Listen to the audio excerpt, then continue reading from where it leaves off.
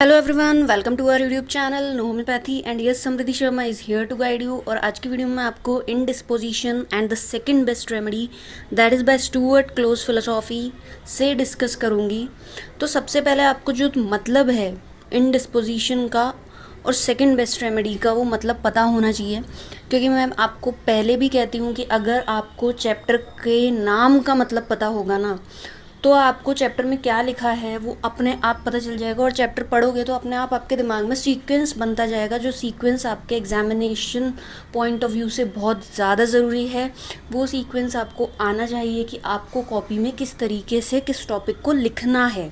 Okay, the presentation is what that decides the topper and the middle ones. Okay, तो चलिए मैं आपको definition बता देती हूँ और उसके बाद मैं टॉपिक जो है स्टुअर्ट क्लोज फिलोसॉफी के अकॉर्डिंग वो शुरू करूँगी। इंडिस्पोजिशन का सिंपल सा मतलब ये होता है कि तबीयत में डेविएशन आना। ओके, किसी भी इंसान की जो लाइफ है, ठीक है, वो अच्छे ढंग से चल रही थी, लेकिन एकदम से क्या हुआ कि उसकी हेल्थ में डेविएशन आ गया। अब डेविएशन का कारण जो है वो बहुत सिंपल है कि कोई ना कोई एक्साइटिंग कॉज था, उसकी वजह से उसकी लाइफ में डेविएशन आया। अगर वो एक्साइटिंग कॉज रिमूव हो जाएगा तो वो डेविएशन भी हट जाएगा, यानी कि healthy to sick.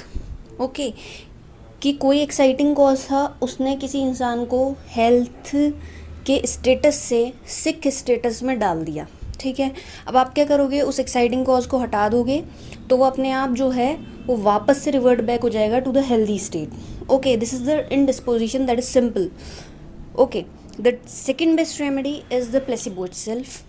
Placebo means जो दवाई आप दे रहे हो किसी इंसान को कि आपको ये दवाई लेनी है, लेकिन उसमें कोई मेडिसिनल कंटेंट नहीं है, लेकिन मरीज़ को ये लगेगा कि ये जो चीज़ इसने मेरे को दी है ये दवाई है। और सिंपल सा इसका मतलब ये होता है, it's only for the psychological point of view, कि आपको उस मरीज़ को कोई दवाई नहीं देनी थी, ठीक है, लेकिन आपने पीएल पकड़ा दी, प्लेसिबो पकड़ा दी, सेक्रमलेक्टिस सेक्लेक पकड़ा दी उसको, क्योंकि मरीज़ को तो ये लगेगा कि दवाई दी है और आपको पता है कि आपने उसको कोई मेडिसिनल कंटेंट नहीं दिया है। अब इसके यूसेज क्या है वो मैं आपको इस वीडियो में आगे बताने वाली हूँ। तो चलिए इस वीडियो को हम शुरू करते हैं।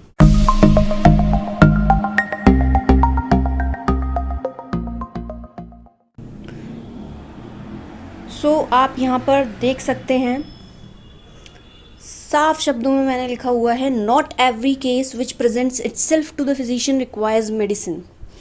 हर केस जो फिजिशियन के पास जा रहा है उसको ज़रूरी नहीं है कि दवाई चाहिए ही चाहिए। इट में only require searching out and correcting some error.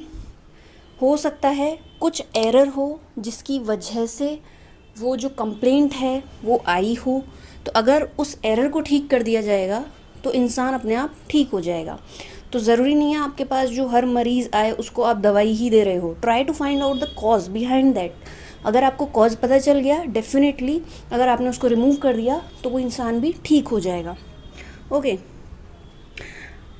अब एफोरिज्म 4 में सिंपल सा बता रखा है, preserver of health. Okay, preserver of health मतलब कि फिजिशियन को ये नॉलेज होनी चाहिए कि कौन सी चीज़ें जो है वो हेल्थ को डिरेंज करती है। ठीक है, the physician should have the knowledge about the causes or the things that derange health, and उन डिरेंजमेंट्स को वो हटा के और उस इंसान को अगर ठीक कर रहा है तो प्रिजर्वर ऑफ हेल्थ है। ओके, सो अगर आप एफोरिज्म्स पढ़ोगे ऑर्गेनन में जाके तो वहाँ पे लिखा हुआ है एफोरिज्म 4 में, the physician is the preserver of health. Okay, because he must know the things that derange health and cause disease. Okay, aphorism 5 में एक्साइटिंग कॉज के बारे में बता रखा है। Exciting causes are the simply the cause जो किसी भी इंसान के जो म्याज़म है, ठीक है, जो लेटेंट सोरा है, psora is present in everyone. Okay, but वो लेटेंट स्टेट में रहता है ना। अब वो लेटेंट स्टेट में है, अगर कोई एक्साइटिंग कॉज आया, उसने आके उसको एक्साइट कर दिया तो क्या होगा, it breaks out into the several psoric manifestations. बहुत सारे जो सोरिक म्याज़म के सिम्टम्स हैं ओके, वो इंसान के अंदर दिखने लग जाएंगे, आ जाएंगे। सो सिंपली एक्साइटिंग कॉज जो है वो फिजिशियन को पता होना चाहिए कि एक्साइटिंग कॉज, जैसे कि मानो कि कोई इंसान है जिसको बहुत मिर्ची का किसी ने खाना खा लिया, ठीक है। अब क्या हुआ कि बहुत ज़्यादा तीखा खाना खा लिया, उसके बाद उसको डायरिया हो गया। तो क्या होगा कि फिजिशियन को इतनी नॉलेज होनी चाहिए कि वो इन्वेस्टिगेट तो ज़रूर करे, ये नहीं कि सीधे डायरियल रेमेडी सजेस्ट कर दी, प्रिस्क्राइब कर दी। इन्वेस्टिगेट करे कि क्या आपने ऐसा कुछ खाया था जिसकी वजह से आपको ये कंप्लेंट आई। कई लोग होते हैं जिनको मीठा खाने की वजह से डायरिया हो जाता है, मीठा खाने की वजह से दस्त लग जाते हैं, ठीक है। तो आपको कॉज पता चलना चाहिए। अगर आप उस कॉज को रिमूव कर दोगे कि कोई इंसान तीखा खाई जाता है, दस्त लगे हुए हैं, अगर आप उन कॉज को रिमूव कर दोगे तो सिंपल क्या होगा कि वो इंसान जो है वो वापस से हेल्दी स्टेट में चला जाएगा। अब एक्साइटिंग कॉज, एक बार इंसान एक्साइट हो रहा है बार बार, लेकिन वो अपने आप मेंटेनिंग कॉज बन जाता है उसका, ठीक है। कि रोज़ रोज़ अगर कोई तीखा खाया जा रहा है तो उसकी तबीयत तो ख़राब हो ही रही है, बट वो उसका मेंटेनिंग कॉज बन गया, तो आपको वो रिमूव करना है, ठीक है। कोई मीठा खा रहा है, उसकी वजह से दस्त हो रहा है, ठीक है, तो आप उसको कह दोगे मत खा। ज़रूरी थोड़ी है आप उसको दवाई दोगे, मत खा, अपने आप जो डिरेंजमेंट आया है वो ठीक हो जाएगा। कोई इंसान है जो रात को बहुत मूवी देख के सोया है, ठीक है। अब मूवी देख कर सोया, अब उसको क्या हुआ, नींद नहीं आई, अगले दिन उसकी बहुत नींद आ रही है, ड्राउजीनेस फील हो रही है, ठीक है। तो सिंपल आप उसको कहोगे कि आज रात को अच्छे से सो जाना। ये थोड़ी है उसको आप जो दवाइयाँ हैं जिसमें स्लीपलेसनेस है वो आप उसको देने लग जाओगे।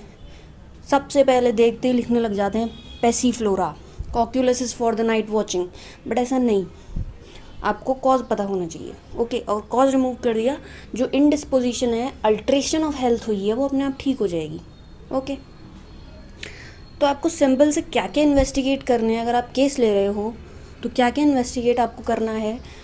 मरीज़ का कॉन्स्टिट्यूशन आपको पता होना चाहिए कि किस तरीके का इसका कॉन्स्टिट्यूशन है, मॉरल इंटेलेक्चुअल कैरेक्टर क्या है, क्या काम करता है, what is the occupation of that person, mode of living and habits, किस तरीके से ये रहता है, his social and domestic relations, किस तरीके के इसके व्यवहार हैं आसपास, रिलेशनशिप्स कैसी हैं, okay, and his age, okay. So these are the very important factors that you need to know about the patient, ठीक है। ये सारी चीज़ें अगर आपको पता होगी तो देखो, एक तरीके की सिंपल, अगर अल्ट्रेशन ऑफ हेल्थ हुई है तो उस अल्ट्रेशन ऑफ हेल्थ को ठीक करने के लिए आप उस इंसान को उसके एनवायरनमेंट को भी ठीक करने को कहोगे, अगर वो उसका एक्साइटिंग और मेंटेनिंग कॉज बना हुआ है। तो मैंने आपको पहले ही बताया है कि एक इंसान जो है डैम बेसमेंट्स में रहता है, और उस डैम बेसमेंट्स में रहने की वजह से उसको क्या हो रहा है कि जुखाम रहती है, ठीक है, जुखाम खांसी रहती है, अस्थमैटिक कंडीशन डेवलप हो गई।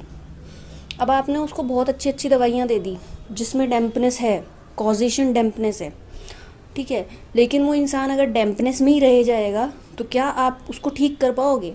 नहीं कर पाओगे, क्योंकि आपको उसको कहना पड़ेगा कि आपको जो है वो अपनी लोकेलिटी चेंज करने की ज़रूरत है, आपको अपनी जगह जहाँ आप रहते हो उसको चेंज करने की ज़रूरत है, बिकॉज वो आपकी बीमारी को ठीक नहीं होने दे रहे, okay. So these are the things जो आपको उसको साथ साथ भी बतानी है।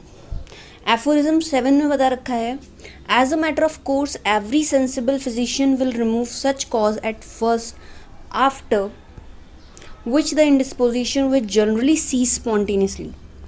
इसका मतलब क्या है कि अगर फिजिशियन जो है उसके पास इतना दिमाग है, अगर उसने अच्छे से पढ़ाई की है, ठीक है, तो सिंपली क्या होगा कि वो उस कॉज को रिमूव कर देगा, जिसके बाद जो इंडिस्पोजिशन है वो अपने आप ठीक हो जाएगा, okay. So physician should try to remove the cause, जो उसके अल्ट्रेशन ऑफ हेल्थ हुई है वो भी अपने आप ठीक हो जाए, ओके।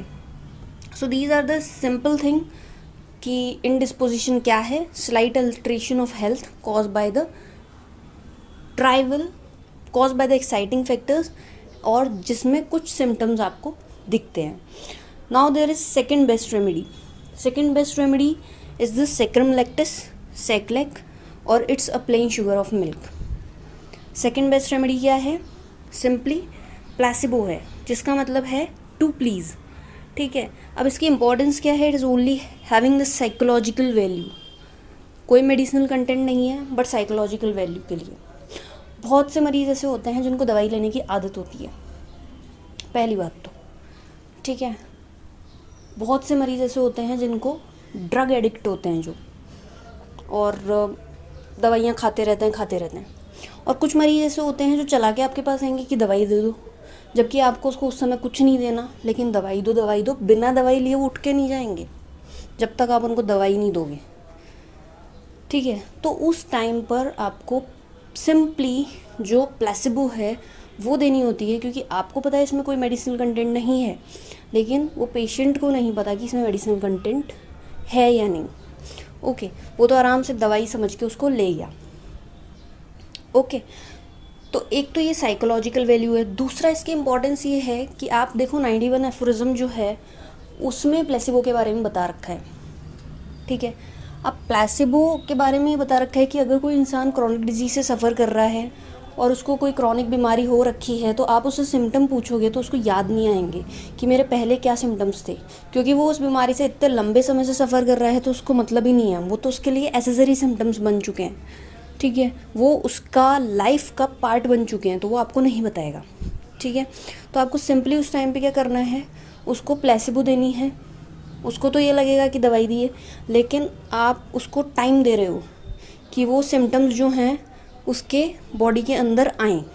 जैसे ही उसकी जो दवाइयाँ हैं वो आप स्टॉप करोगे, वैसे ही वो सिम्टम्स जो हैं बॉडी के अंदर वापस आएंगे, and that's are useful for you to select a medicine.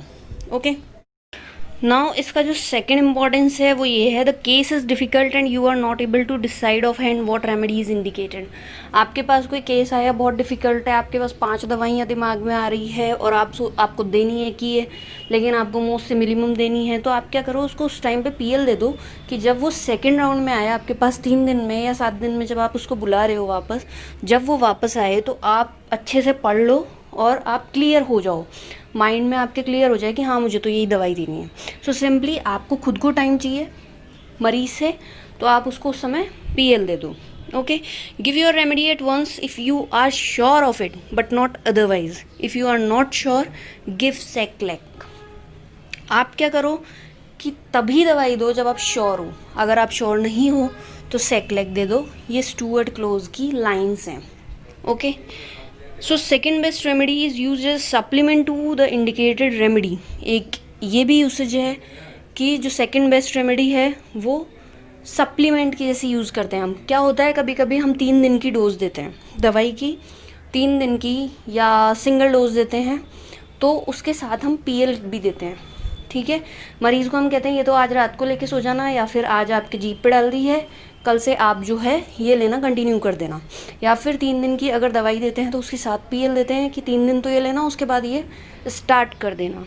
ठीक है, या फिर 7 दिन की दवाई देते हैं और उसके बाद उसको कहते हैं कि आप इसको लेना, उसके बाद ये पीएल शुरू कर देना। ठीक है, so this is used as a supplement to the indicated remedy. ठीक है, क्योंकि हमें पता है कि इतने दिन में दवाई इसकी बॉडी पे एक्ट करने लग जाएगी, और जैसे ही दवाई एक्ट करने लग जाए we have to stop it. Okay, next is any harmless measure which tend to arouse the curative reaction of organism through the awakening of the faith and confident expectations is not only right but legitimate. Okay, so because PL is definitely the harmless thing that we are giving to the patient. Okay, तो ये क्या करेगी, organism की curative reaction को arouse करेगी। कैसे करेगी कि उसमें फेथ डेवलप होगा। ठीक है, और मैंने रियल लाइफ में देखा है कि जब मरीज़ को पीएल दी है तो वो आके कहता है कि बहुत आराम है। ठीक है, और जब आप दवाई दोगे तो वो आके बोलता है, कभी तो बोलता है ठीक था, कभी बोलता है कि नहीं फ़र्क नहीं पड़ा। तो आप खुद ऐसे ताज्जुब करोगे उस पर, आप खुद ऐसे देखोगे उसको कि यार मैंने तो पीएल दी थी, पीएल से तो इसको आराम मिलता है। तो it's simply arouse the faith. Okay, सिर्फ आपका फेथ वो करता है, इंक्रीज़ करता है। ठीक है, और ये कोई जो है, ये चीज़ जो है ये एक्सेप्टेड है। लेजिटिमेट का मतलब होता है एक्सेप्टेड विद लॉ, कोई लॉ के अगेंस्ट नहीं है, it's not only right but legitimate. Okay, so these are the important things that you need to remember about this topic. Okay, and all the things you have to write in the examinations. Okay, key points are discussed with you and I hope आपको समझ में आया होगा और काफ़ी interesting topic है ये और आपको अच्छा भी लगा होगा. तो अगर आपको अच्छा लगा है तो इसे लाइक करना मत भूलना, शेयर करना मत भूलना, और अगर चैनल को आपने अभी तक सब्सक्राइब नहीं किया तो चैनल को फटाफट से जाके सब्सक्राइब कर दो. Thanks for watching know homeopathy.